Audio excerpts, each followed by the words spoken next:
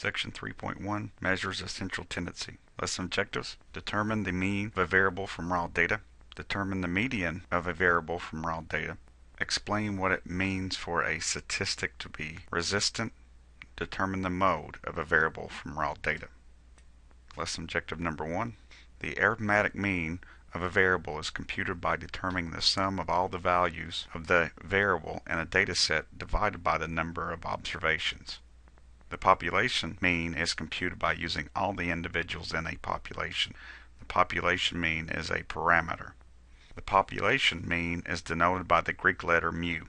So mu is the sum of all the values in a population divided by how many values in that population. This is the mathematical notation for sum. So we're summing up all the x values, the observations, starting with 1 and we're going all the way to n, and we divide it by n, and that is the mean. The sample mean is computed by using sample data. The sample mean is a statistic.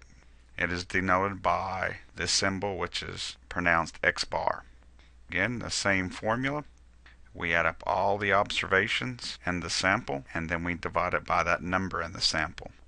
And again, here is the mathematical notation. Notice that the n is a lowercase n to denote the number of observations in the sample. Capital N is the number of observations in the population. Let's look at an example. The following raw data are the ages of students who completed the student survey during the early fall term 2009. Here's the raw data. There was a total of 149 students who took the survey. Now if we were to add up all these ages and divide it by 149, that would be the average.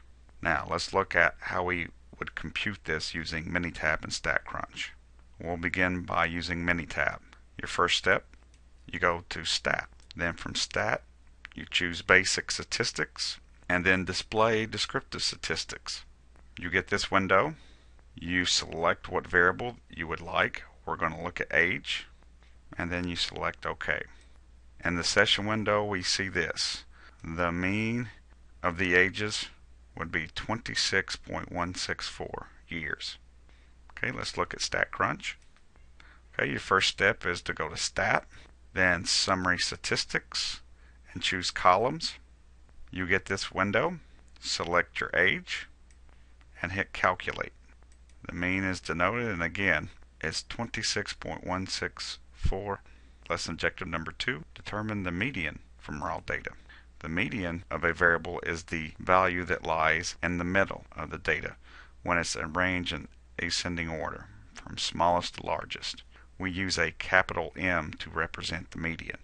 Here's the rules for finding median. You first have to arrange the data set in ascending order from smallest to largest. Determine the number of observations. Then step 3, we determine the observation in the middle of the data set. Now if the data set has an odd number of observations, it is exactly in the middle and it is in the position n plus 1 divided by 2. If the number of observation is even, then the median is the mean of the two middle observations in the data set. That is, the median is the mean observation that lies in the n divided by 2 position and the n divided by 2 plus 1 position. We're going to let Minitab and StatCrunch compute the median. So Minitab, again we go to Stat, Basic Statistics, and then Displays Descriptive Statistics. Again we select the variable that we would like to find the median for. We're going to do age, and then we hit OK. In the session window we see the median is 23. In StatCrunch, it's just like finding the mean. We go to Stat, Summary Stats, we choose Columns, select our variable, we're going to use age, and then we hit Calculate. The median is 23. Lesson objective number 3, explain what it means for a statistic to be resistant. We'll start with an example. The following data represents the travel times in minutes to work for 7 employees at a startup web company. We have 23 minutes, 36, 23, 18, 5, 26, and 43 minutes. Now suppose a new employee is hired who has a 130-minute commute. How does this impact the value of the mean and the median? The mean before the new hire was 24.9 minutes. The median before the new hire was 23 minutes. The mean after the new hire went to 38 minutes, and the median after the new hire was 24.5. So both of them increased, but the mean went from almost 25 minutes to 38 minutes. That large value had a big effect on the mean. So which one does a better job of describing the typical value? Well, in this case, I think the median would. A numerical summary of data is said to be resistant if extreme values, either very large or very small, relative to the data, do not affect its value significantly. So the median is resistant to these extreme values. The mean is not. Every single value affects the mean. That's its strength, and that's also its weakness. So let's look at some shapes and see the relationship between the mean and the median. If we have a data set that is skewed left, the mean will be smaller than the median.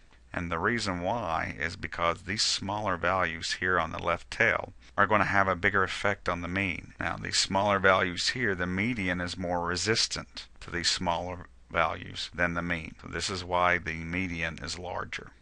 If you have a data set that's symmetric, the mean and median are most likely equal. And if you have a data set that is skewed right, these larger values on the tail are going to affect the mean more than the median. And the median is going to be more resistant to these larger values than the mean. So if we have a data set that is skewed left, the mean is going to be more left, a smaller value than the median.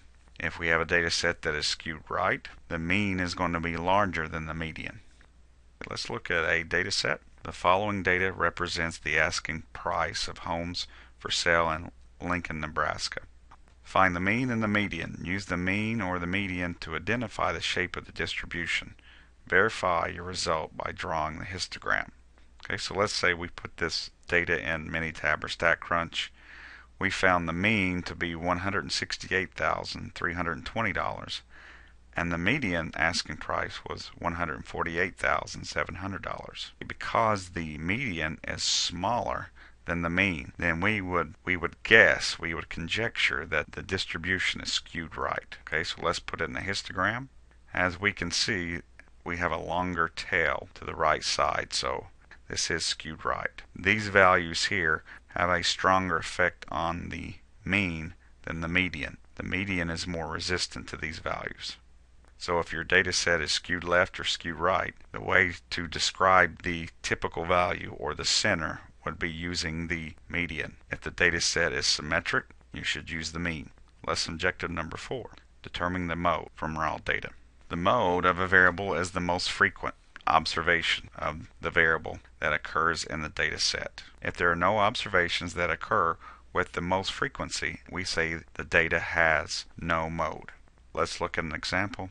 The data on the next slide represents the vice presidents of the United States and their state of birth. Find the mode. About the only time that we use the mode is if the data are categories. The state of birth for the vice presidents is categories.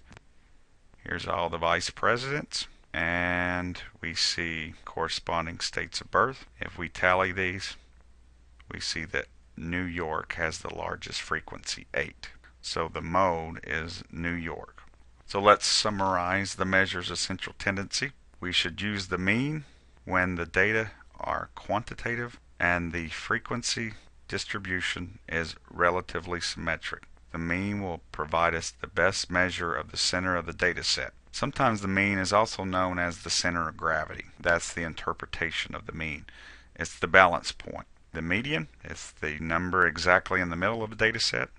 It divides the bottom 50% from the top 50%. And we should use the median to describe the center of a data set when the data are quantitative and the frequency distribution is either skewed left or skewed right.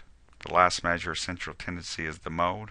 It's the most often, and we use that when the data are categories or when the data set is qualitative. Here's the readings and suggested problems to try. Thanks for watching.